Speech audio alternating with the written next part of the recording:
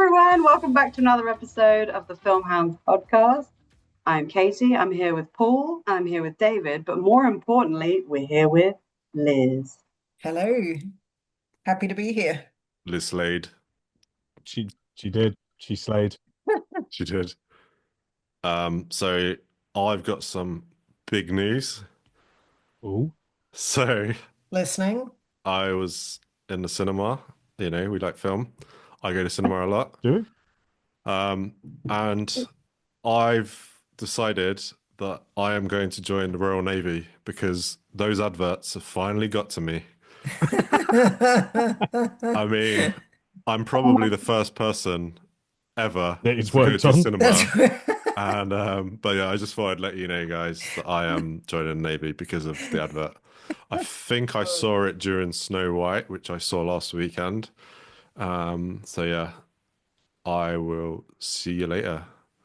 Was it one of those ones where it's like, you could be in an active war as well? If Yeah. only you were here being fired upon. And you're like, Yeah. yes, that's exactly what I want. I think I'm hoping I'm going to get an office job, hidden in a bunker, but You can I've hope, but I've got skills, as you know. They need to get even more specific. They need to be like, you in row J, seat 7. Get off your fat ass. Join the Navy, you lazy cunt. They should get rid of it. You with the glasses. Don't watch Star Wars. Go and get your legs blown off in a war that's unjust. Get out there. I was going to say, do they pick which cinemas actually they show which part of like the Royal Reserve or whatever that they show? Because we don't get the Navy, we get Marine. Oh, really? We get Marine adverts. Like, do you want to be in the Marine? We get. You could be a I get the regular army one, I think. I don't Yeah, I think I it get the army sometimes. depends. I think it depends which economic bracket you live in. If you're like more of a working class area, regular army for you lads. A bit more middle class, Marine. Guess which cinema I was in to watch 28 Days Later, which is where it come into my head. Greenwich. No, Oh, Leicester Square. Leicester Square Odeon. That's why. Royal that's where they Navy. get the Navy recruits. We all left and signed up. There was a man outside taking our They should- details. Was I there actually a always man think they outside? should. No. I would believe that. There was a man to be taking honest. rubbish. I gave him my rubbish. Same thing, No, isn't it? it's not screenings of Top Gun in America where they were there with a clipboard going, "Hey, do you want to do volleyball in jeans? Sunny, sunny. You too could have sex with Kelly McGillis in her prime. Sunny, sunny." I think they should get even more specific where they're like, "Are you the kind of person that watches Newsnight and argues with the telly? Why don't you join the war if you know so fucking much?" Oh my God.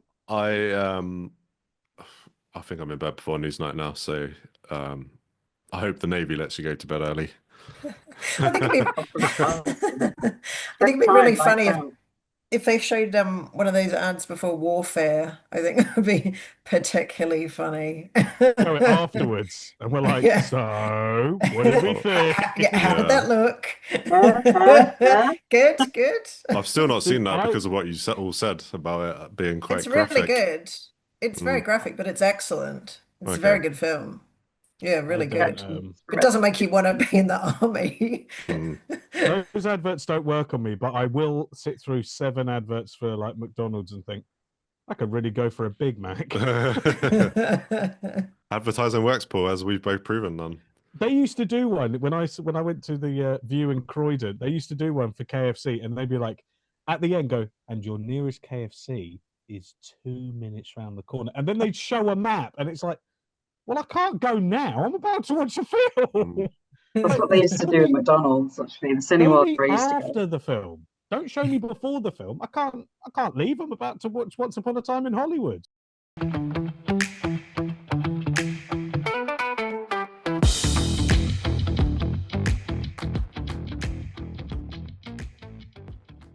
Yes, no. Let's discuss spoilies because it's always a hot button topic.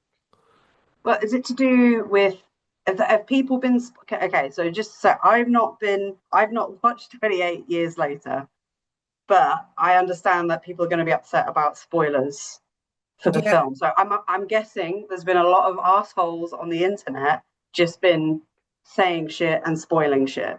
Correct. For the Right. film for 28 years later. Yeah, Right. quite a few people. Maybe they find the benefit is spoiling it for people and they just love it. Maybe some people are just nasty. Yeah, I think part of it is people that just want to show that they saw it first.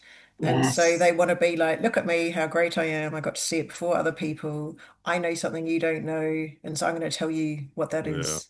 I think horrible. there's a little bit of that, which is just not very that nice. that thing you love, I'm going to take it away, which is the thrill of being. I mean, the only thing I would say is there's no agreed upon statute of limitations on when you can discuss that. Not an hour after. Not an hour. Speaking generally, because I think people have different views on this, my general view is that it isn't really necessary to ever spoil anything. And unless you personally have seen every film ever made, which nobody has, then I don't know why you would do that to someone else, because you have to think it's not just that a film is old, but someone might be 18 and they might be Yeah. discovering a film for the first time. And why would you ruin that experience for them? Because maybe you got to watch classics and not have them ruined. So, I mean, there are a number of reasons why people might not have seen a particular film, or they might just not have gotten around to it, even if it is old. I mean, It's that's it's just what do you gain by spoiling it for someone, really? Like, it's just not very nice. Yeah, I just think it's people in general. We say some people can't control themselves. Some people do have no self-awareness or don't even care. I've seen it. Who cares about everyone else? That's how I feel about it. I really like strongly against spoilers, particularly these press screenings, because I think it's an absolute joke and selfish that these people are spoiling it even before the film's even out. It's like Yeah. Exactly. Yeah. if you, all right, let's say spoilers are fine, but give up, give the first weekend, give a week, not before the film is even out. It's like that is so selfish. Or a warning.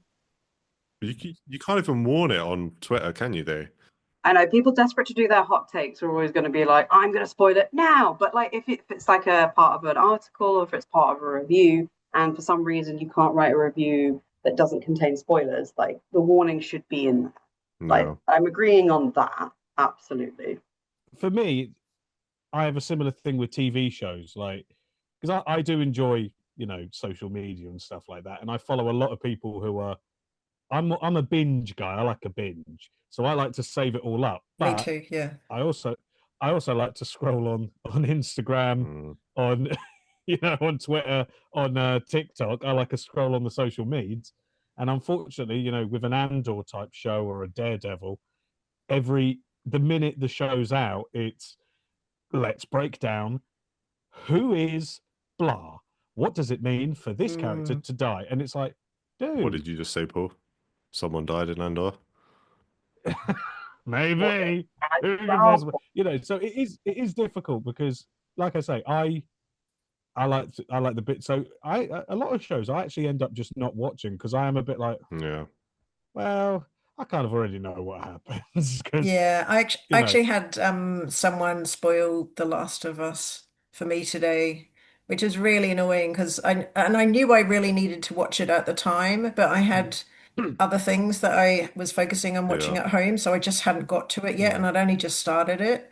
And someone today, and like who I Is it? unfollowed because I Oh, was like, it's just so not on. But like, it's just like, why did you have to do that? Like, I don't understand why anyone would do that. What do you bec- get out of ruining it for someone else? It's so what would unnecessary. what would you all consider a spoiler? Because just context here, if my family actually ever listen to this, I can hear my sister screaming, "You spoil things all the time." I don't, but I don't. She considers a spoiler to be different. I've also got another friend who I had many fallings out with because they think anything is a spoiler. Like, and I mean anything. I made a hypothetical. I it's was like, if a film was about a tree and I said there's a tree in it, and they're like, that's a spoiler. And I'm that like, is a spoiler, Katie. what? it's Well, now it's we all tough know it's got a because tree in it, Katie. Thanks very much. Even if it's called the tree, if it's called the it's tree, they've difficult got a tree in it. Apparently, it's a spoiler. because I think there are different I think there are different levels. So like there's like, I think, minor spoilers, which would be like, have we all Oh, seen? Oh, I want to use an you example. can't. You Don't gotta be. spoil anything for me now, Paul. All right. I'll I mean, unfollow you. all right, think of an older film that most of us have seen that, like, What about All right, Titanic? So Titanic. There you What happens go. at the end? So, for Don't spoil example, it. a minor spoiler in my mind would be something like in Doctor Strange 2 saying Patrick Stewart shows up. That's a minor spoiler. It doesn't spoil the film. It just spoils that little moment when Patrick Stewart shows up. You go, ooh, Patrick Stewart showed up. That's like a minor. No, that's the big moment. Yeah, I don't like it when people spoil that, because when there's like a cool little cameo and like you're like, oh, I would have been surprised and kind of happy to see that, but I already knew it was coming and you've kind of taken that from me. I say with that film, I wish someone spoiled it because then I wouldn't have to watch it. Paul, can you, if you give any more examples, can you like leave a gap before you spoil it in case one of us hasn't? Because if someone's my God. listening, they'll be like, "Oh, you just spoiled Doctor Strange I think 2." that's just. I mean, that film is cat. But So, I would say guys, that's come on. like a minor spoiler. Or like, spoiling the punchline Okay. of like That's a joke. But that, I think, it's like, Yeah, that's like that's not in the a trailer. minor thing. Whereas no. I think a major spoiler would be, and I'm not going to use any examples, but I'm not going to, but so and so dies. That would be a Yes, major it's a spoiler. major spoiler. Also, Correct. I would say a major one, and this is a weird one, is saying there's a twist, but not saying. Oh, I was about to say that. Because if you Yes. go, oh, I was about to say the that. twist in this movie so good, because you spend the Yes. whole film going, The whole film waiting for the Right. twist. So You know it's coming and you're watching, waiting, your mind's ticking over the whole time going, when's the twist coming? And you're evaluating things to try and work out what the twist is. Instead of just watching it and suddenly being, oh, fuck. Like, yeah, I think telling someone there's a twist does ruin it. I agree. Yeah. My wife is terrible. She's very clever at seeing what's coming, and she wants to prove how clever she is, but she wants to tell me what's going to happen. My children do that too. I'm like, don't, because you're probably right. My sister and my mum and occasionally my wife and most of my family are really good, and I'm awful. I am really like, I'm watching an episode of CSI, and when they go, and he did it, I'm like, what? Yeah, I want to be like that. I want to not know what's going on. Even though my sister would be like, he's the most famous person that's not a regular guest, like he's not a regular cast member. Yeah. Why would you hire Jimmy Smits and not make him the killer? Of course he's the killer, Paul. It's Eric Roberts. He's only in one episode and he's not the dead guy, so he clearly did it, Paul. Or whoever. There's some logic into it. I have to say I'm that person, but the thing is, if I'm watching something alone, it's usually me just yelling at the TV going, like, I knew it. Like, I won't name the TV show, but there's a recent TV show that's on Amazon Prime, and literally from the first episode, I was like, oh, it's blah, blah, blah. And I was like, I really hope I'm wrong because that seems just really too convenient. And sure enough, I was absolutely right by the end. And I was like, I just sat through all these episodes. And this is when I'm like, if someone had spoiled it for me, I think I was like, that would have saved me time. And I could just find out how they did it, and then I could just move on with my life. You can't have it both ways, though. That's the thing. But the thing is, I was going to say, I don't mind spoilers, but only for me. I will spoil things for me, but there are certain things that I will not like to be told about. Like, do you know? Okay, so when the most recent Star Wars trilogy was out, I was on Twitter a lot in those days. I literally had to come off of it because I was like, I just want to watch it in peace. I don't want people to tell me. I don't want your theories. I will theorize afterwards. And what happened is that there was too many people leaking, air quotes, leaking the real script for the final film, and it circulated around. And like an idiot, I clicked on it by accident, thinking it was an article, but it was actually them talking about what was going to be in the script. And I was like, oh my God, this sounds really great. And I was so disappointed when it wasn't the final film. And I was like, oh my God, I got spoiled for the wrong thing. It was fake. It was this. And I was like, I should have just stayed off the internet until these films were out. Well, funnily enough, that's an interesting point though, because I I'm not actually that big into theorizing. I just want the story to play out. Like, but I actually do think, and this is why I'm a binge guy, not a weekly guy. I think that a lot of disappointment that comes from films and TV shows, with like the big tentpole stuff, is the theorizing, and you're like, or the leaks, the fake leaks. Like, The fake leaks, to go back to Doctor Strange, oddly enough, there was a rumor. No. No, there was a rumor that Tom Cruise was going to be in it as a variant of Iron Man, which I never believed, because it's like Tom Cruise don't do cameos no more. Tom Cruise is a brand. Do you know what would have been good? If Tom Cruise had shown up as Les Grossman in Iron Man. In Iron Man. Do you remember it? Fuck your own From face. Tropic, you know. Yes. His Tropic Thunder character just shows up. I thought that would make a good call. I then remember when, you know, people on the internet are nuts anyway, but some people were like, oh, it was Doctor Strange was rubbish. We were promised Tom Cruise. And it's like, nobody promised you Tom Cruise. You hate the film because a fake rumor told you something, and now you hate the film because it's not what you wanted. I'm the rumor guy. I'm the rumor guy.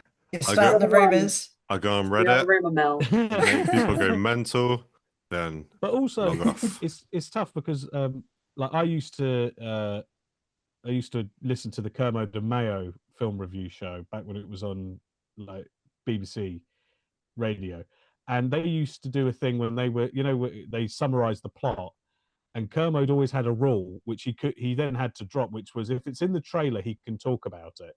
But the problem is a lot of trailers spoil some pretty hefty stuff. Like, yeah, I'm not. Oh, come on, Paul. No spoilers. There's a thing that happens in Terminator Genesis that if you I haven't seen it. I'm not gonna say I haven't actually. I know that's insane. I've only seen the first two films. Oh, it's not insane you've not seen it, because it's, you know, it's not very good. Is that the one with Sarah Connor? I do plan on seeing all of them. I haven't, and I've watched the first two with the kids, and we're going to watch the rest of them. But there's a moment in Genesis that, had it not been in the trailer, would have been really, really shocking and cool. But it was the linchpin of the trailer. It was like the big trailer moment. And you're like, that's meant to be the what moment? And that's the plot. And they put it in the trailer, of course. This is why I don't watch trailers most of the time, because they give too much away. I remember Pet Sematary, the remake. It departed from the novel quite drastically in one respect. And they put it in the trailer, and it's like, had you not put it in the trailer, there was one aspect of the book which anyone who knows Pet Sematary and the original film, there's an aspect of the story, it's part of the narrative, but they changed an aspect of it. And had you not known that in the trailer and then later the poster, you'd have been watching the film going, I know this story, it's Pet Sematary, this happens and this happens. And when this doesn't happen, you'd have been like, oh, but they put it in the trailer. So it's like, well, your big plot twist, your big screw with the audience moment, you've just spoiled it you've just undone all that, you know, it's that kind of thing. And I feel like trailer spoilers are terrible as well. Yeah, because there's so many trailers now that just sort of summarize the key plot points of the film rather than just sort of teasing you to watch it. They're like, here's a summary of the whole film from start to finish, and you're like, well, I've kind of seen it now. Years later had such a good trailer because it showed you absolutely nothing and yet made you go, I gotta see this movie. What is this movie even gonna be? All I know is that boots moving up and down again. Even trailer 2 didn't really give much away from what I remember. Still, I was like, I'm not quite sure. I just want to go back, Paul, because I want to make it clear. For me, especially for Marvel films, cameos are the top spoilers. And if you ruin it for me, I will end you. And that means block you and remove you on social media. If anyone in the legal profession are listening. The cameos and the surprises and the things like that have become part of a Marvel film. And I feel like you are kind of it is, but you've come to expect it. It's like telling someone what the little end credit scene is. It's like, yeah, but that's part of the fun, is going to a Marvel, sitting through 10, 15 minutes of adverts and then watching a cat throw up. That's the fun. The fun is watching Captain America sit in a chair. That's the fun of it. If I want to watch and read the names, I'll do it. Don't make me sit there to see a cat. Hey, they worked hard. I gotta get a train. They worked hard on I gotta that get a film, train. and you need to know who did the catering, okay? Because they fed those actors. They fed them real good. Someone's got to make Hugh Jackman's chicken and brown rice, and you're going to find out who the fuck it was because he worked hard on that chicken and brown rice. I promise, I will read it on IMDb. I have a follow-up question to my what do you consider a spoiler? But most people complain about spoilers for bigger movies. What if there's like a really small indie movie that probably no one's really seen or no one's really talked about that much, and stuff's given away from the plot? People tend to care less about spoilers for those films rather than the big studio films. Probably, maybe if there's a smaller audience, there's less people that care, but then you also might be stopping people who might have actually seen that film from actually going to see it because they're like, oh, well, you've kind of ruined it and I don't want to see it anymore. So that's almost worse because, then you're reducing the box office of a smaller film. I think so. So there's a film called, I think it's called The Invitation. It's like, I'm going to go launch into this. I can't remember the name of the film. But anyway, there's a film called The Invitation. And I remember people talking about this. And I've forgotten, I think I just watched it on a whim because I was like, do you know what? People have heard about this. I like the actor in it. I think he's hot. Let's watch this film. That one. And it's completely nothing what I expected. There's obviously I'm not going to launch into it because I still want people to see it. Is this because if I say anything, yes. Okay. Is there a remake? When he was hot. Okay. It's not a remake. Or is this another film? No, there's another one called The Invitation. There's another film called The Invitation. That's got Natalie Emmanuel, which is a vampire movie. Oh, that was a more recent thing. Yeah, that's a vampire film, but we saw that. Everyone knew that. But there's other stuff that happens in that film. It's not a spoiler. It's a vampire movie. In the trailer. Anyway, I'm not going to talk about the other Invitation film because all I say is it starts off at a dinner party, and that's all I'm going to say because it's one of these. That's the type of film where if you say anything more, if you hint at anything, that then becomes a spoiler. Yeah, you're right. Because it's one of those ones where you're watching it, and then as it develops, you're like, "Where is this going?" I was going to say, when you're talking about vampire movie, I was actually thinking when I saw Sinners that I would have really liked to not have known that it was a vampire movie because they put it everywhere in all the advertising. And I was like, it would have been really fun to see that and just have it sprung upon you and go, oh, okay. Like that. In fact, this is why I didn't see it because I was pissed off by the trailer. I was like, it's vampires? I'm not seeing this.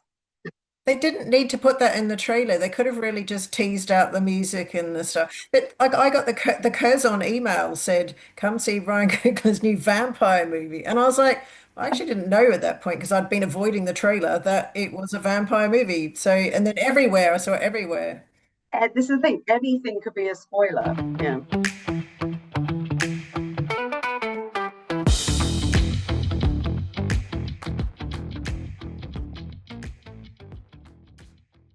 I have a follow-up question to this question, but did anyone watch The Umbrella Academy? My wife did. Bits of it. On the podcast. That's not helpful. No, I think I tried to watch it. Bits of it. Why is it about Elliot Page? So it is about Elliot Page, and I like Elliot Page, but it's got a monkey in it. It does. Yeah. Unrelated. It's not important. No. Not really that important. I was just going to say, like, the way they change, basically, the fundamental core part of Elliot Page's character was changed while he was going through his changes. And I was just thinking, okay, when someone's going through something personal, does it need to be portrayed on screen and change an entire character and TV show? Because Kizzy from Heartstopper, they are also going through their own changes, but they are still playing the same character in the show. And it's not changed. But this is a comic. It's kind of like a comic. It's based on a comic, isn't it? Both the comics. Oh, but they can be a bit it can be different from the comic. I don't think it's like a serious drama. Yeah, it helps that the Umbrella Academy is like fantasy, sci-fi weirdness that you can do, but it did feel a bit. I get what you're saying. It felt a bit like you don't have to do. It came out of nowhere. Yeah. Just story-wise, it wasn't brought up gradually. It just went, I've changed my name. You're like, Yeah, no, I get what you mean. Huh? It felt a bit like when it was in a way, and kind of is if you think about transition. It's like when an actor in the TV show dies between seasons, and then they have to do he had a heart attack at the supermarket. I'm thinking of 8 Simple Rules. Yeah. John Ritter and died. it's just like, He oh, dropped dead one day, and it's like, oh, is that how we're going to deal with, oh no, he's dead.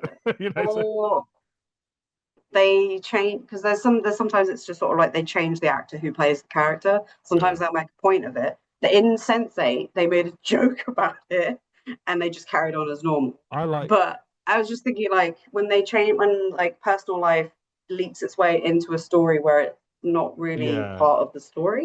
I like Iron Man 2's recasting of Rhodey, where Don Cheadle just goes, "It's me, get used to it, it's fine." I was like, yeah, very good. I don't know. I think, especially for sci-fi, I don't think it's a huge deal, but I do think if the story's in place, we should allow it. It just felt weird within the narrative of the Umbrella Academy. It just felt like it just felt like a bit. It's come out of a left field. I was going to say, yeah, I was in a separate issue. The last series apparently was so shit that it put me off. I was like, fuck this, I don't need to watch the. To me, the last series was season 3. I liked it. And it ends on a cliffhanger. I'm fine with that. I liked the monkey.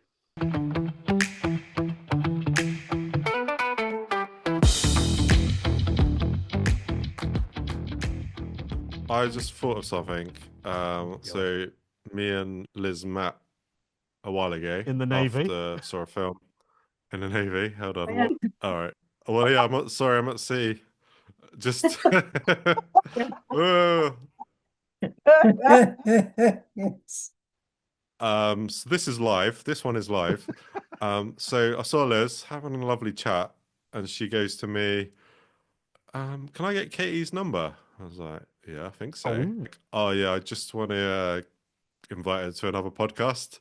I'm like, I stole Katie from my podcast. Yeah, I was like, "Hello, do you know we're on the same podcast?" And I was the one that invited you. You're just like looking at me in the eye. This wasn't on Zoom on the phone. In person, you're like, "Fuck you, David. Fuck you, Paul." I only came on the podcast originally to get Katie. Recruit me. Can I have someone's number to invite them to a party that you're not invited to? Cheers, bye. Katie is the talent now, but we are the. She is. We are the hotties. We are ample support. We are the Jason. We are the Jason Orange and the other guy from Take That to her Gary Barlow. We are strong, ample support that are just in the background. Never forget where you're coming from. That's what we are. I'm Kelly Rowland. You're the Kelly Rowland. Wait, am I the... You're the other one. Michelle Williams. Not Beyonce, obviously. Katie's Beyonce. Beyonce. Did you... Here's a Virgo, yeah. Did you ever see when Michelle Williams was on Nevermind the Buzzcocks and Frankie Boyle introduced her and went, "As a member of Destiny's Child, she's one of the most beautiful and influential women in the world's friend." Harsh. Such a dick. Oh my God. Mean. Poor Michelle Williams. Poor us. Yeah. Anyway, I'm not bitter. So, David, your big news was that I came here, did the podcast with you guys, and then stole Katie and took her to another podcast. That's small news in my life. I'm over it. The big news is that Liz Slade is a homewrecker. She's ruining this family. She's splitting up this Film Mounds podcast family. I'm now a child of divorce. It's fine. It is fine. Move on. Listeners, move along, Paul. Listeners, move along, you can't Paul. see him, but he is ripping up every picture of him and Liz as we speak. It's like a meltdown on EastEnders. He's losing it. I'm deleting it on my Google Photos app, actually. He's got a little blonde voodoo doll. He's still putting The, pins in it. it's the end of the Film Critics Association drinks meetups. They're not happening anymore. Liz got those in the divorce as well. But Well, Katie actually, it's and too late David. now because it's too late because David gave me an email today. So Liz is the person who press secretary. press secretary. It's quite tense. It's quite tense in the office. But Well, anyway, Well, I had a good time away. I'm going to direct all my chat to you, not these two. I'll wait for them to make an opinion until I've heard the podcast and what nice words you said about me and Paul before I call you. I take it back. oh boy. I think Katie said very nice words about Film Hounds on the other I podcast. did. She did. I don't care about film hounds. I care about me and Paul. I mean, she didn't talk about you guys at all. Was it I do a podcast with these other guys. That Mad Men meme where he's The like, other two. I pity you. I don't think about you at all. Yeah, exactly. Exactly. That was Katie. The other two. Yeah. But what is the podcast? It's called Flix Watcher, and every episode they watch a different film from Netflix. So Katie and I choose a film each.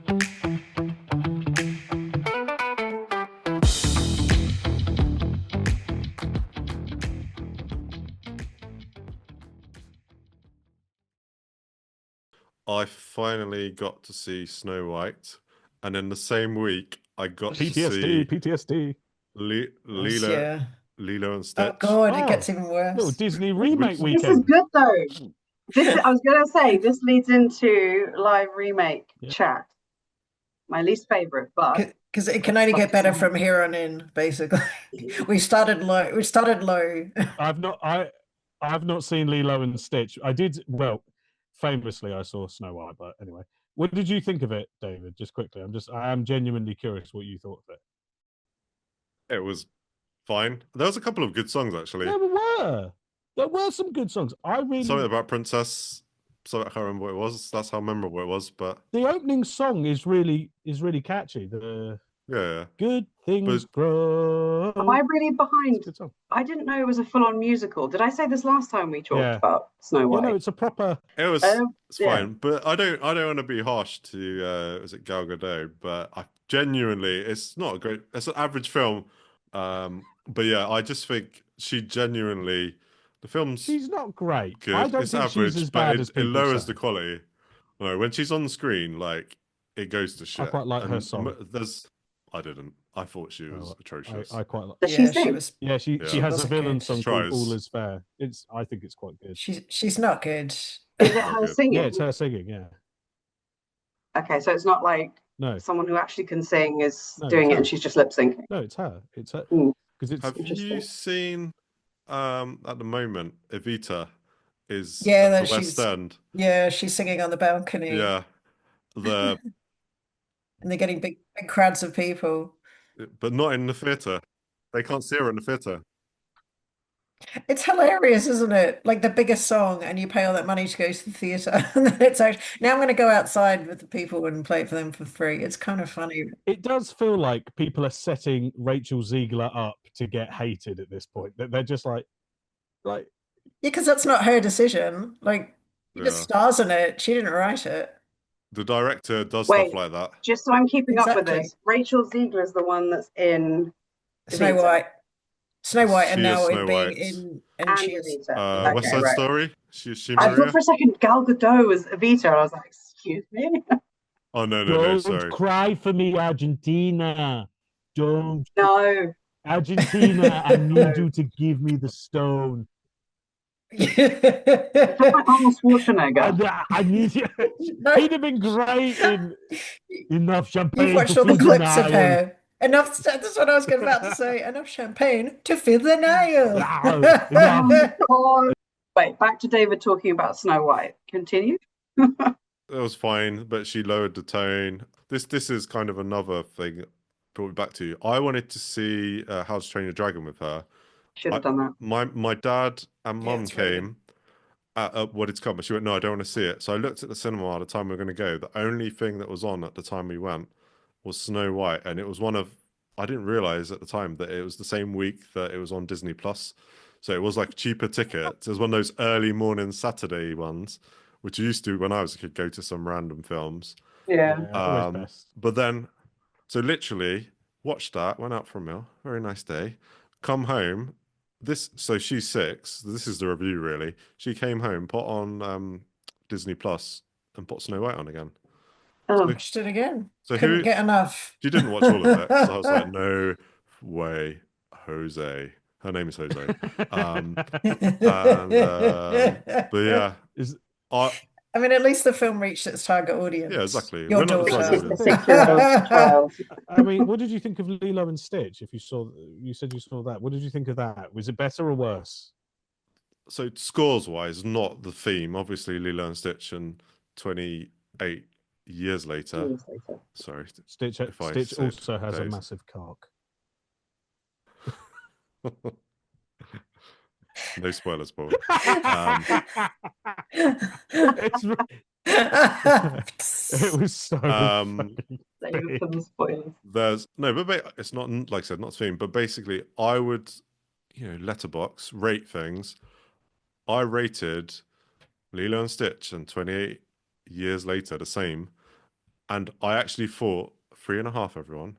But I was thinking this. I was closer to giving 28 years later a 3, and I was closer to giving Lilo and Stitch a 4. Wow. There's no way that You Lilo and Stitch Disney was shill. better than. Because than- I'm going to Disney World in under a month, and I want them to give me free stuff. No, I just No, you're No. going to Disney World and you want to get in. yeah, exactly, exactly. They will look at your letterboxd and they're like, "Ooh, actually, founder of Filmhouse. Well, I'm afraid you've been given quite a few of our remakes little low stars. So actually, off you go." Because you gave, I have actually. well, I gave Mufasa 2 stars, but what are you going to do about it? What are you going to do, Disney? Kill me? Can't. No, find you're- me They first. could easily. Got to find me first. I mean, it's one review. Are they really going to go after someone for one review? I don't think so. But- I think giving him. I have to admit, because they're flip-flopping on the remake thing, because obviously Snow White didn't do what they wanted it to do money-wise, and they were like, we are not doing remakes anymore, cancel Tangled. And then Lilo and Stitch came out and did really well, and they were like, we are doing remakes, go make Tangled. It's like, Before I launch into talking about How to Train a Dragon, because I want to talk about it, I desperately want to talk about it. do it in a Scottish accent. No. It's actually quite confusing because in the animated films, all of them apart from the kids are Scottish. All the adults are Yeah, Scottish. that You're like, makes okay, no along with it. sense at all. And It doesn't matter. Like, it honestly doesn't matter. In the scheme of things, it's just like, are they really going to try and put on Scandinavian accents? No, just get Jared Butler Jared in and let Butler him do his can't do thing. anything but Scottish. Well, I was going to say, he sounded like he was having a bit of a hard time talking because he had a very wheezy voice throughout the whole film. But I don't know what that is. That might just be him. Other than that, he was perfect because I thought he was brilliant. He was so good. it's his role, right? It's like, of course, you're going to get Jared Butler back because you can. Yeah. He's perfect. He's absolutely perfect in that. That's actually, I will say, that's a pet peeve of mine with remakes in general, is when you remake it and then there's the one role that you keep and it's like, like they're talking about Hercules and they're like, but you got to keep Danny DeVito as Philoctetes, and it's like, they just don't remake it then. Like, if you're going to remake it, everyone gets recast. Don't keep James L. Jones as Mufasa. Get someone else. And with How to Train Your Dragon, it's like, if the actor is still able to play that role, it's too soon to remake it. Let's remake Wreck-It Ralph and get John C. Reilly. No, too soon. John C. Reilly. I was going to say, it was actually quite nice to have Jared Butler there because it felt that there was still a connection to the original series. But, okay, so obviously a long time just complaining about like remakes. Yeah. When the live action remakes are a pet peeve of mine because I'm just like, I don't see the point. That I have a follow-up question for everybody after this. I got very excited and very nervous when I saw out of nowhere and secretly they were like, "Yep, we've started doing How to Train Your Dragon," and this was months before it was like out there. And I just thought, okay, I love these movies. Why are they doing them now? Like, yeah, like Paul, like you said, it's kind of too soon to be doing these. But the thing is, it's exactly, almost word for word, almost shot for shot, exactly the same as the animation. But it's still really fun. It has all the emotional points. It has all like the fun parts, and it still hits the same. So I really enjoyed it. I loved it, but I love How to Train Your Dragon. Yeah.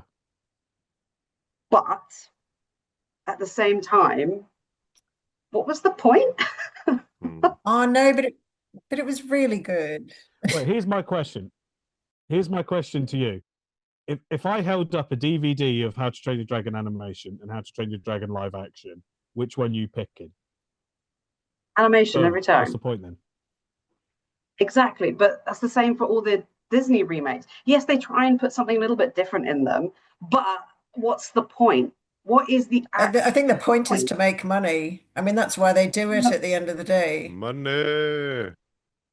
Apart from the money thing? Is it because they're running low on ideas where they're like, Well, shit, it's let's IP. make a film. It's existing Let's just remake IP, this so they're shit. like, let's just do that. I would watch the live action Jungle Book and the live action Cinderella before I'd watch the animation again. Yes, I also agree on those two only. I was going to say, I would also only watch those live actions because I didn't like the original Disney films, but that's just me. And you? Yeah, I would say I've actually never seen the original How to Train Your Dragon, but I have seen How to Train. Wait, I have. is How to Train Your Dragon 2 the one where they introduced the mum? Spoiler. It's not. Yeah, I've not seen number 2. Is that it? Is it? But yes, Okay. I've seen How to Train Your Dragon 2, and I think I've seen How to Train Your Dragon 3, but I've never seen How to Train Your Dragon 1, right? And I think my son has seen all 3 because I have a 6-year-old, for people who don't know. And I took my son to the multimedia screening at the BFI IMAX, great big monster screen. And Too big. And at the end, my response was, because it was after I did the all-nighter you two said I shouldn't do. Yeah. But I survived it. Yeah, you should tell us about that. But I survived it. And then I saw this. I enjoyed How to Train Your Dragon. I enjoyed it. Certain things I have one major issue with it, but I did cry. I did cry at it. Crucially, it got me emotionally. So that was it. And then my 6-year-old turned to me and I said, "What did you think?" Because some bits he got a bit scared at, because some bits were a bit scary for little kids. And I said, "What did you think?" And he grabbed me by the ears and went, "That was amazing. Put it on again." And I had to explain to him that this is not a DVD and you can't just rewind in a cinema. That's not how cinemas work. This is why, Paul, you need to watch Aw. films at the cinema after they're out and go home and watch it straight away.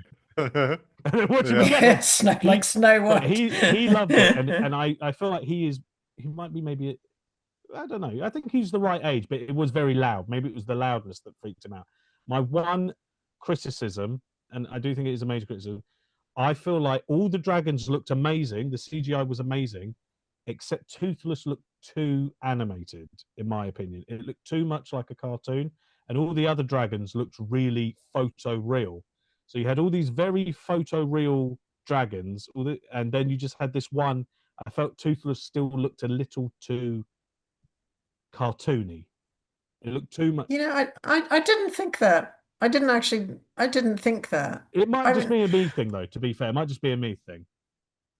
Thing is, if you do them too, if you go one way, you end up with from the Lion King shit, and no one's got any expression or anything. Yeah. Whereas if you keep it like Toothless is the one that you see most on screen and has the most interaction. Whoa, knocked over my mic.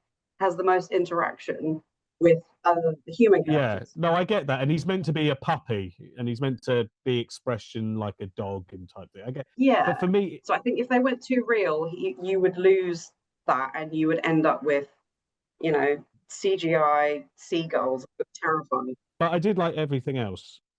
thought the score was phenomenal. Really enjoyed I the was going score. to say that the score, like I'd actually forgotten that that music was from How to Train Your Dragon, and then I was hearing it in the cinema, and I was like, "This score is incredible." I'd forgotten about this Mm. score. It's so good.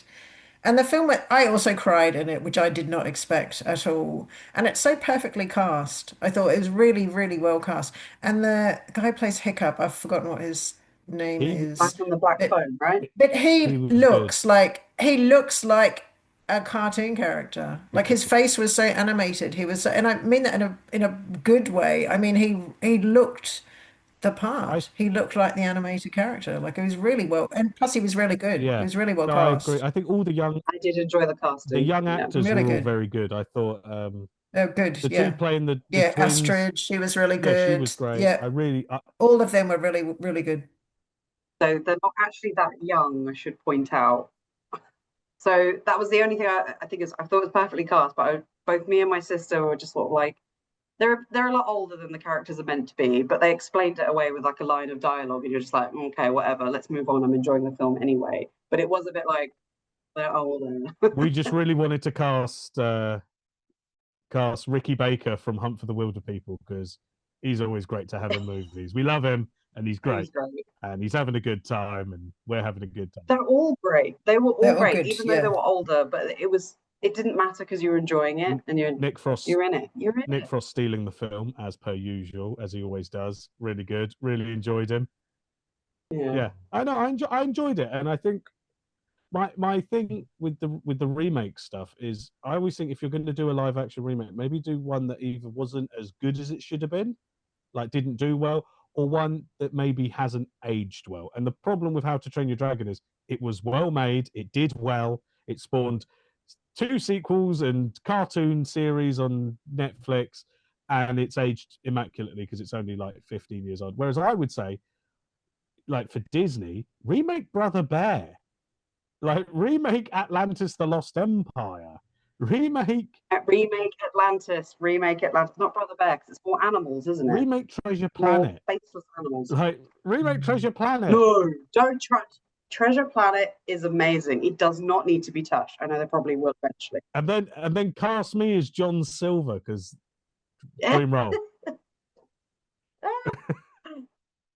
But Atlantis, absolutely Yeah, agree on great that. movie. That would be an amazing film. With all the CGI the thing and is, stuff, and that's the kind of Disney film that they used to make in like the 60s. yeah, Like, you know, all the adventure stuff like the Castaways and like that darn cat, those kind of movies. That Atlantis would be perfect, also, but they keep picking on the stuff that did well, and they need to stop it. Do something that no one cared about. Atlantis. I have enjoyed some of the changes they've made to some of the ones that, you know, like getting actual Middle Eastern people to play Middle Eastern characters. That's been quite nice. Yeah, I know. You know, Yeah. maybe giving Jasmine something to do other than just look hot is quite nice. You know, it's like, oh, actually, Or actually cast the Middle Eastern actress to play Jasmine. How about that? Yeah. Although one of my friends, so I've got a friend, she's Iraqi, and she was saying like all the Arabs loved it anyway, even though there was some problems. I was like, oh, okay, it's got the Arabs, bless it. That's coming from my friend, by the way. Should I see How to Train Your Dragon at the cinema? Yes. Yes, Absolutely. Yes. It's worth leaving the house. it's Oh no, worth it is. leaving the house. It is. It's actually nice seeing a film with your kids that's actually really good that you enjoy Yeah. yourself, not like Snow White or in my case, Lilo and Stitch. And I So- think it's Did you not like Lilo and Stitch? No, not at all. No. I quite liked I'd it. never seen the original, but I've heard it's not as good as the original. I love the original. So, It's almost, I think it's almost the same as well, as far as I remember. but I love the original Lion King so much that I've Yeah. refused to see any subsequent films, and I've never seen any of the live actions. I'm just like, I'm so wedded to the You original. seen Lion King 2 Simba's Pride? Because Lion King 2 Simba's Pride, solid. No, I haven't. I've only seen the very. Solid. Would recommend. Not as good, but solid sequel. With these remakes, though, because I know everyone's saying like, "Oh, making a remake. Oh, why did they do that?" It's like, but Why? as I've said with sequels of kids' films and things, any kids' films, I'm like, make as many. If the kids like it, just keep making them, keep making it. I'll watch it. They're different films. But this is the thing. Why are they remaking Yeah, why are they remaking Snow White? Because you're paying to see Snow White. Why are they remaking Lilo and Stitch? Because you're paying to see it. Like, Yeah. if you don't want them to make it, don't go and see it. You know, they don't make westerns anymore because no one pays to see them. But do you know why they keep making superhero films? Because you keep paying. If you, that's, you know, ultimately. Although a lot of them aren't actually making money these days, are they? Yeah, I was going to say, yeah, these films are not making the money they want them to make, but they will keep on making them in the hope that maybe people will still go. You know, just like, crucially, what is happening? It maybe might not be at the box office that they're making money, but do you know what is happening? Merchandise. If you pay to buy your kids the Snow White remake princess dress up set, you have funded Tangled live action remake. If you buy the live action remake version of the Tangled dress, you have funded Pocahontas remake. You just make it sound like terrorism, Paul. You're funding. It's like some. But like, that's the thing. If you buy the merch, people they go, because most of the money that they make on these films, it's like the Star Wars thing. Why do they make so many Star Wars? Because George Lucas knew merchandise. You're making the money on the toys. Did you buy the Yoda action figure? Star Wars Episode 1 is your fault. You know, that's how it goes. as someone who doesn't have kids, I'm not buying any merchandise. Are you not? So, are you guys to blame for these remakes? It's not me. I'm not buying the merchandise. I'm buying. Are you not going to Primark and buying all the Stitch merch in Primark?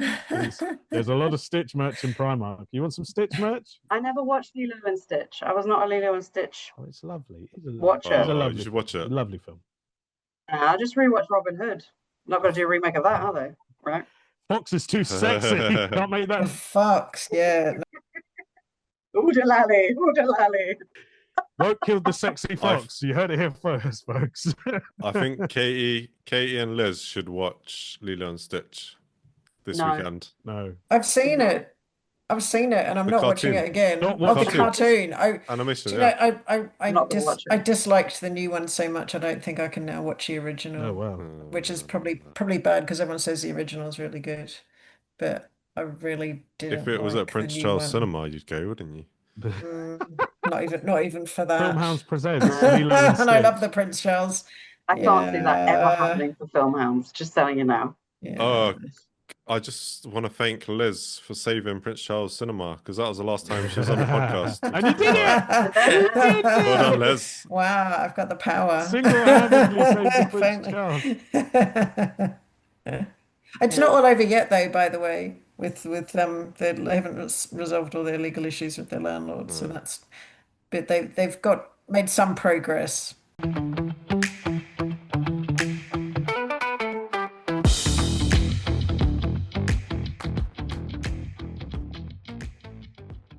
It's finally out, and I just want to say I really liked 28 Years Later. I'm about to hear a dissenting opinion, and it's going to hurt my soul to hear it. Oh, I enjoyed it. I thought it was good. Liz, you didn't like it? I liked parts of it. Okay. Yeah. I just didn't think it was a cohesive film. There's a lot of irritating bits I found. So there were things that I was like, and it wasn't horror-y enough for me. Like, and I wanted it to be scarier. Katie, are you happy with us talking about this so freely? I am. Like I said when we weren't recording, I'm happy with spoilers, but I know you guys aren't going to spoil it because obviously No. we're recording now. So, But I will. I might go and see it just because. Well, as I was I missed the Phoenician scheme at the cinema, so I'm like, yeah. what else is out? You didn't miss anything with not seeing the Phoenician scheme. Sorry. I love Wes Anderson. I wanted to support. I like him. I know. generally like him, but I was so bored. I feel that way about Danny Boyle because I think Danny Boyle is a great filmmaker, and I think for me with 28 Years Later, I think the problem that some people are going to have is that it's not. It's a tough one. I don't think it does narratively what people will want it to do. I think what people want, generally speaking, is kind of what 28 Weeks Later does, which is here are some characters, infected zombie people. munchy, munchy, munchy, blood and guts and gore. And this is very much not that. This is very much, It's a totally different film to the other Yeah. two, really, I think.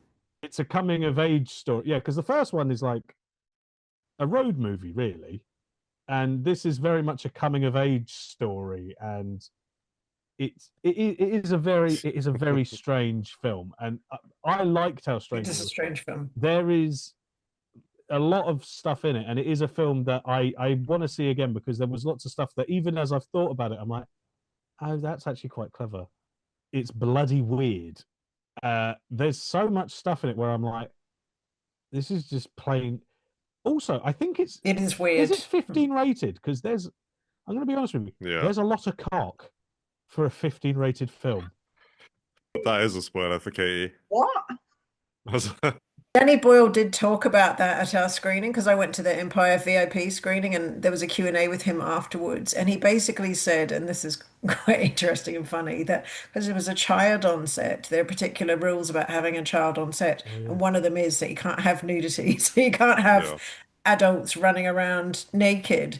So the representation of naked people that you see is actually them using a lot of prosthetics and things to There, look like they're naked, but it is not their genuine naked they parts. are very point, then. generous to that man. Well done, sir. Yeah, Has- bloody. Yes, so Okay. that actually Bloody someone hell. actually said that at the I'm pretty They were sure like- Danny Boyle does like to show a dick on screen, though, doesn't he?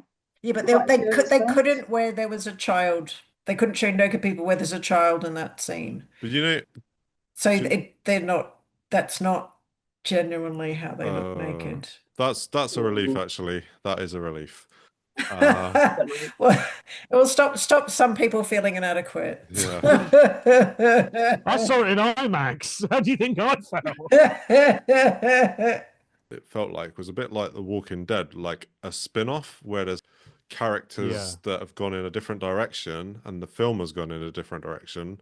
Whereas this is a franchise now where it kind of should, in some ways, give you more of what you're expecting. But I know, it's good to change directions, but it's been how many years since the last one? I can't do the maths. 28 years. To see, I thought it might be something like No, that. it's been It's 15 years? no, it's 20 years? It's been 18 years That's- since. Yeah, it's something. Was it They just wait 2006 or another 7? They could have just waited another 2007 was Yeah. 28 weeks later. 2007. Yeah, I feel like this could have been I know they want to keep the 28 going, but this could have been like they could have made 28 years later a bit similar to the other ones, and then that could be a spin-off with characters where they're isolated. I don't know. Did 28 years later feel like 28 days? Because obviously Danny Boyle didn't do 28 weeks. it did in places. Although 28 weeks does feel a lot like the first one in terms of Yeah. the the style. style, the editing. I will say Yes. that there is a sequence in it that is, for my money, really tense. Really, really, like. Genuinely, I think I was holding my breath because I was like, and also because Danny Boyle is a director where he's like, I don't give a shit. I do this. I don't give a shit. Fuck you. You think I won't do this? Oh, I'll do it. I'm going there. And I genuinely thought something was going to happen, and the sequence, it was particularly thrilling. I thought. I have to admit, no spoilers, but the final scene is the weirdest final scene I've ever seen in a film. It's so weird. That's all I'm going to say, but it's fucking weird. Do you know, most of this, when I'm thinking back at this film, a lot of it's too silly. There's too many ridiculous things, and it's not scary enough. It's not horrific. I mean, I don't like really gory films Or but cannibals. at some point, cannibals. But at some points, I saw the infected, not zombies, running, and I was thinking this could be like a sketch in Horrible History. Like they looked silly. They looked silly, like they're dirty and yeah, it was just there was a few things. They're very silly. Like I said, the very end was ridiculous.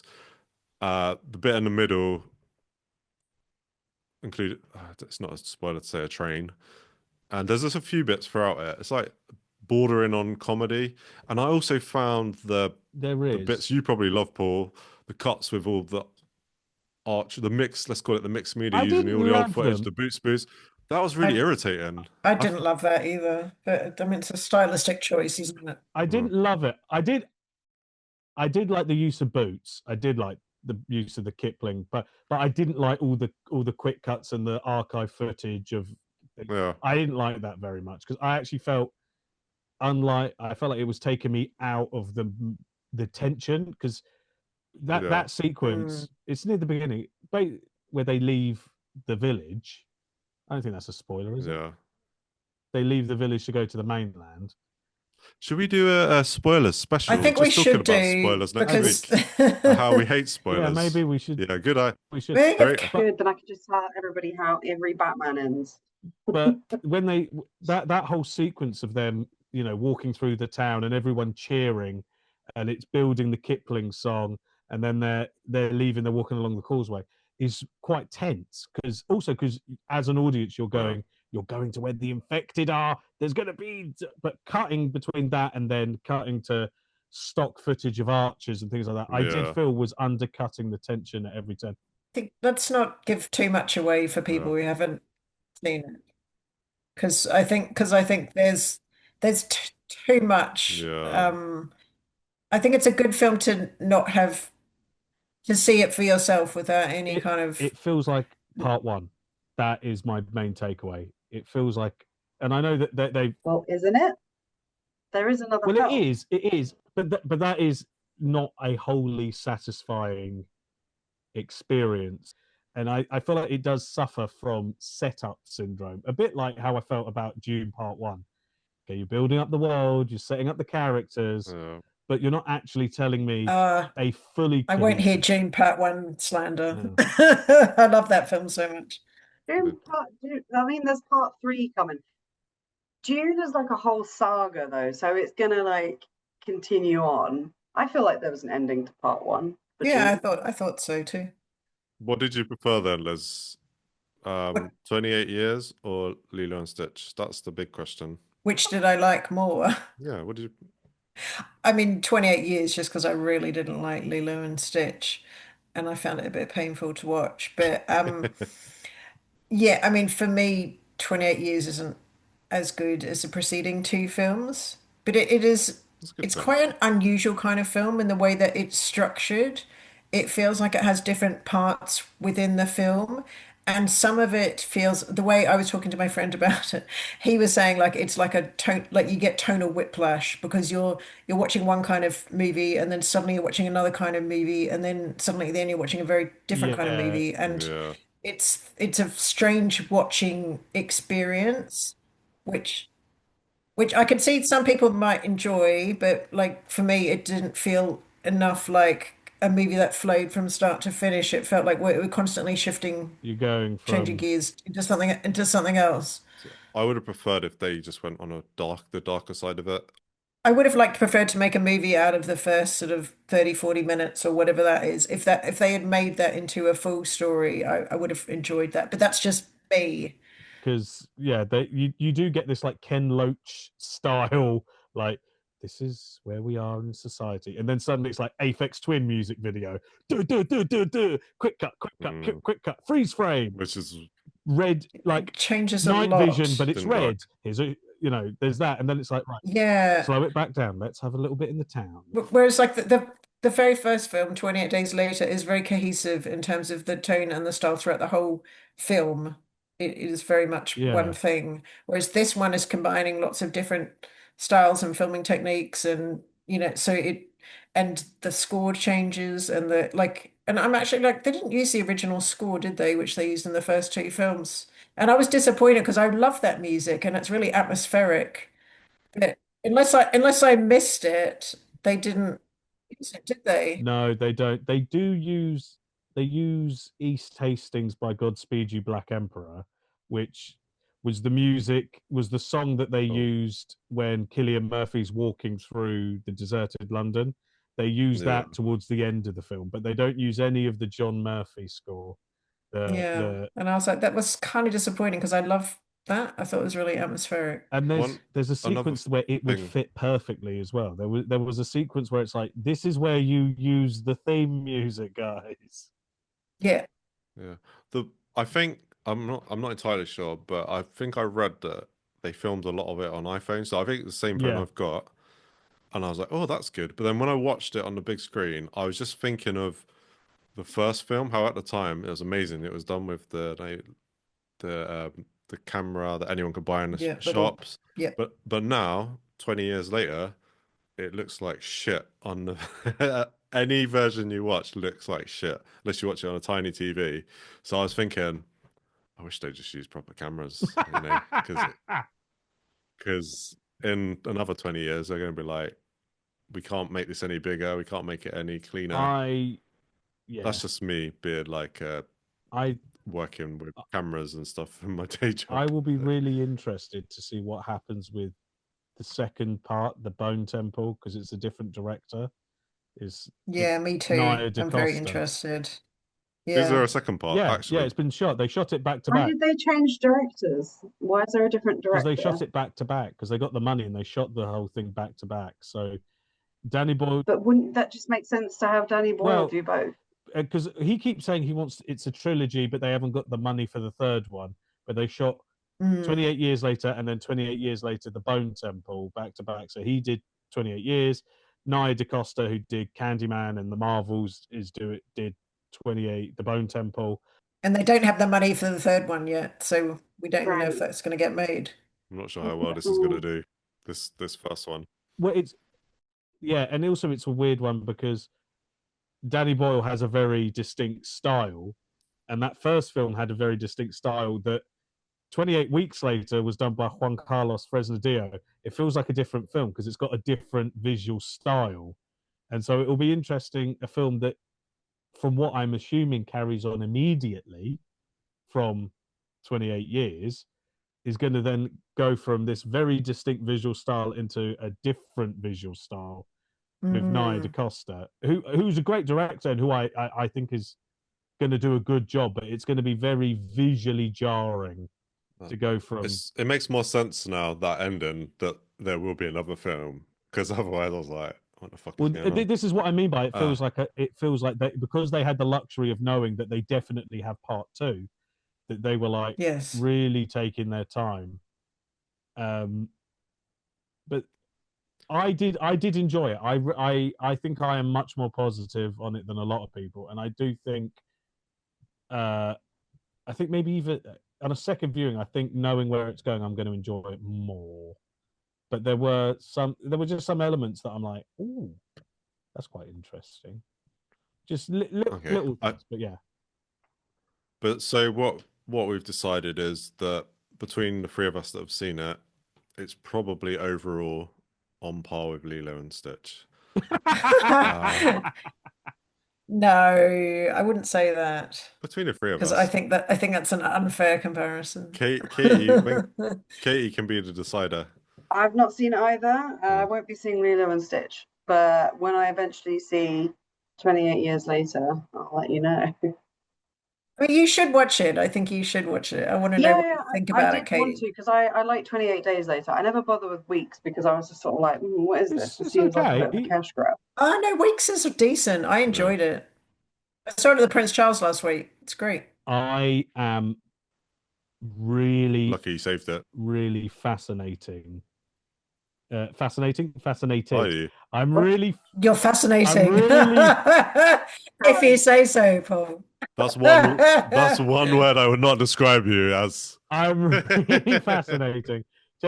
I'm really fascinated by how the public and people in general are going to react to the final scene and the choice, because I suspect, one, people won't like it, and two, there's going to be a massive outrage about it. That is my prediction. I think people are going to not like it a lot, and not just for and for several reasons as well. For several reasons, I don't think they're going to like it. I think the majority of people aren't going to know or realize there's a second part. They don't even. And also, they don't make any mention of a second part. They don't. There's no to be continued. There's no 28 years. Just like no end of part one. Or, no, it's nothing of that. I think it's because we're all too used to that happening with films where they're like, we'll tell you there's a sequel. Whereas now, because everyone, as I said, everyone expects it, which I just feel is like you shouldn't have to be told if there's going to be another part. I need to be told. If a film ends, it ends. And then you go on the internet and find out there's a sequel later. So But just do that. I think that end scene is going to kick up all kinds of controversy and issues for several reasons, I will say.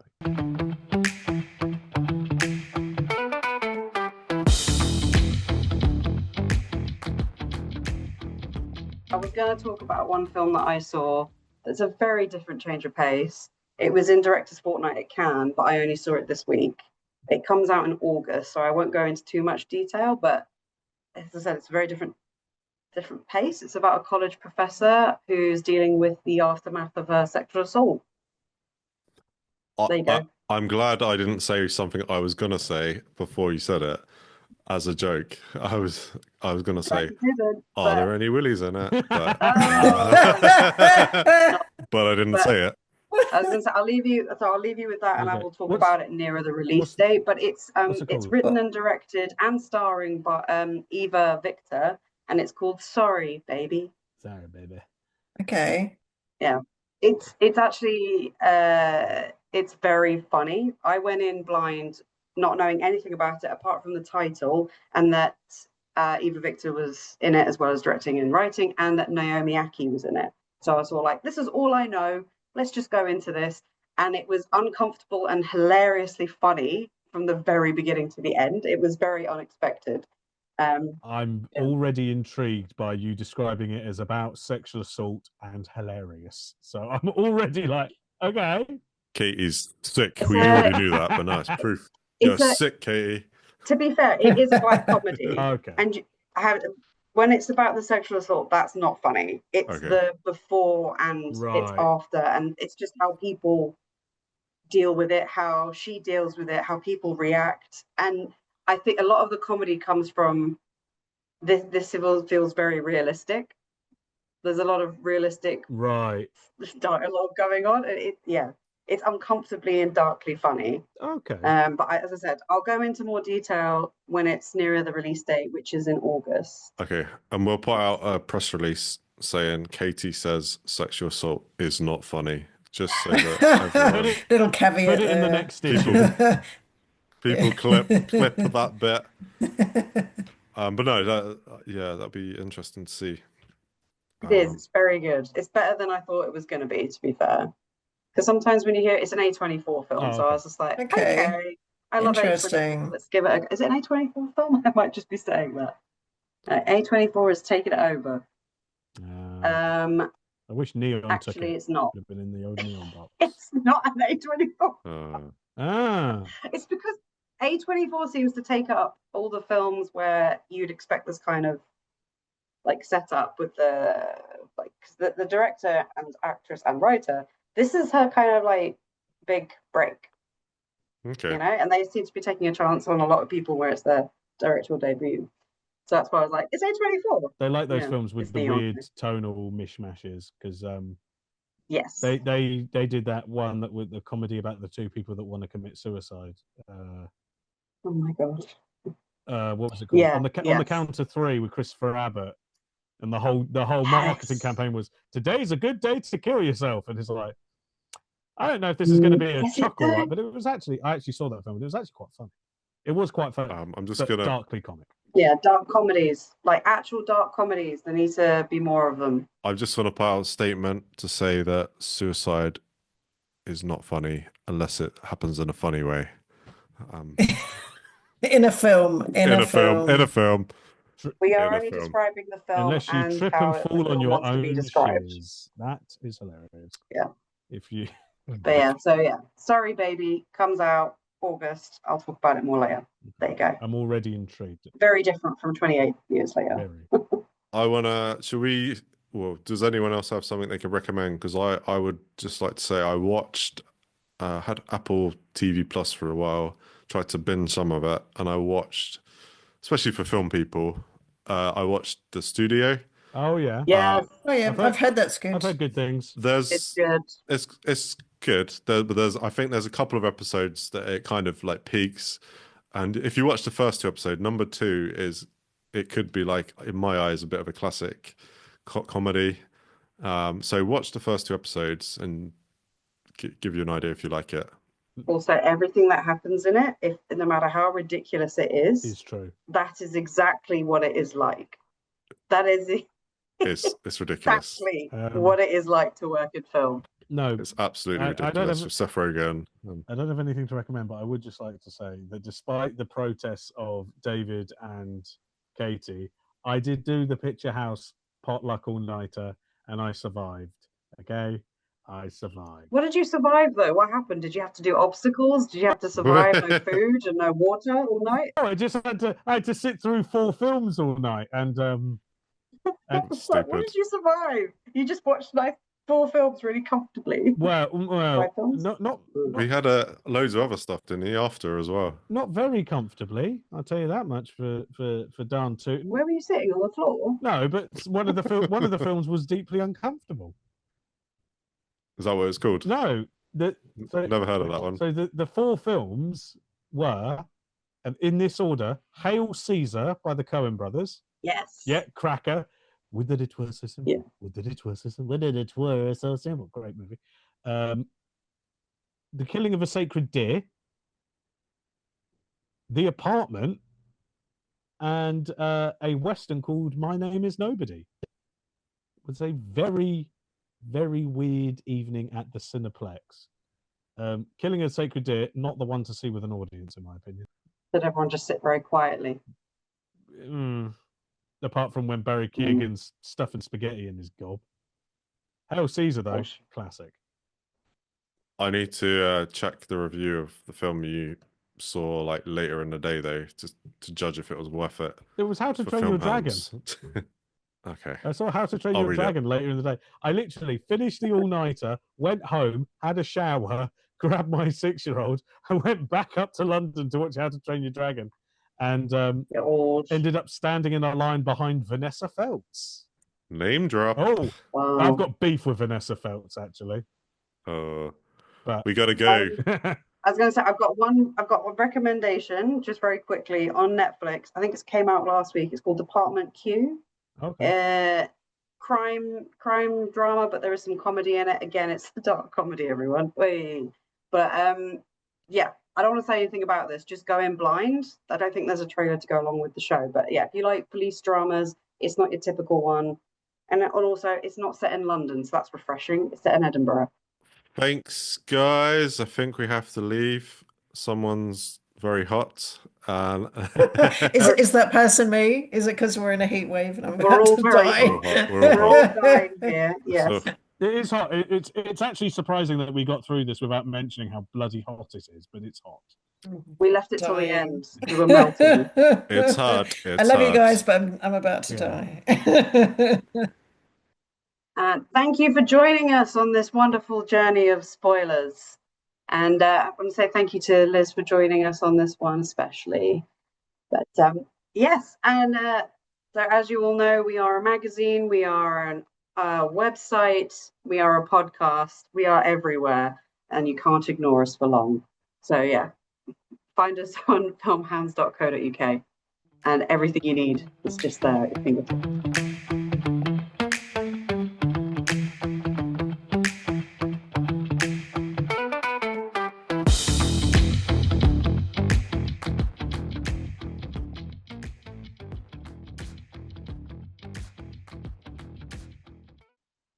Wait, did you have a haircut, David?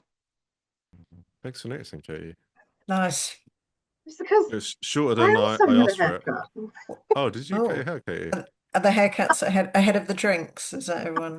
Was just We're trying to look good because I got my hair done too. That's what's really blonde. We're getting ready. I actually chopped off some of my hair as well. It's not just my shaved head. All the